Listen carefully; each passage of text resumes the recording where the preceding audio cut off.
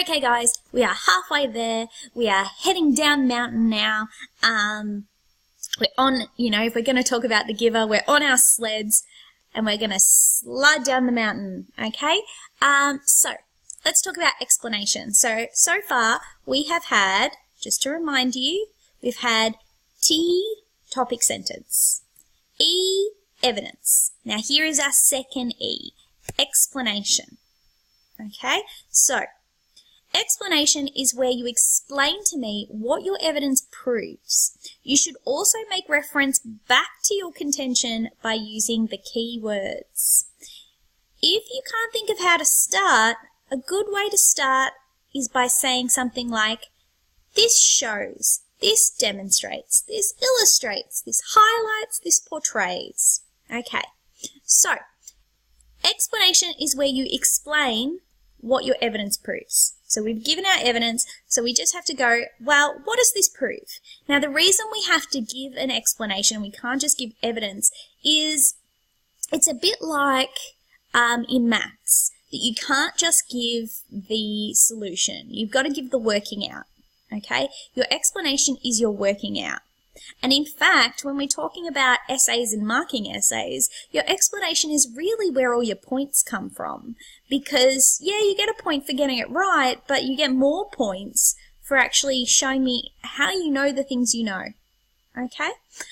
So explanations are really, really important. Okay? Don't skip them. Don't skip them. They are the most important E. Okay? So, excuse me.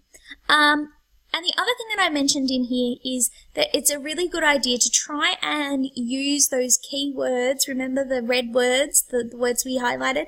Try and use them in your essays, in your explanations, because they are a really good way, again, to show your marker that you're answering the question.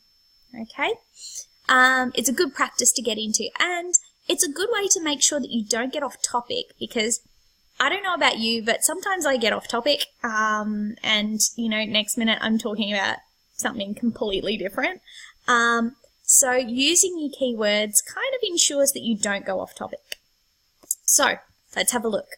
So I've got an example here, and it says, Jonas's simple example of having choice through the idea of colour demonstrates the true sacrifice that is made for sameness. This conversation shows that the people of the community have not only sacrificed the simple pleasure of choosing colours and having a favourite colour, but also the pleasure of choice and difference that comes with individuality. Through this sacrifice, Lowry illustrates that sameness is not an ideal basis for a society because it means that the wonders such as colour and choice are taken away. Okay, so can you see what I've done there? I've explained how that little discussion that I had in my evidence about colour and how it would be nice to have colour, but they're not allowed to because they might make the wrong choice, shows that they actually, for sameness, they actually sacrifice some simple pleasures that actually make life worth living, like enjoying colour and having the pleasure of choice and having the pleasure of having a favourite colour. And then I tie it back to the question by using those key words, by saying sameness is not an ideal basis for society, which is that bit of the bit of the question where it says, does Lowry approve of sameness? So that's kind of like keying into that. And then the answer to the question where colour and choice are taken away. So I'm using those keywords. You can see lots of red popping up within the blue to show that I am actually using my keywords in my explanation. Now, some people find explanations really hard to start because they don't really know how to go from giving evidence to then talking about it.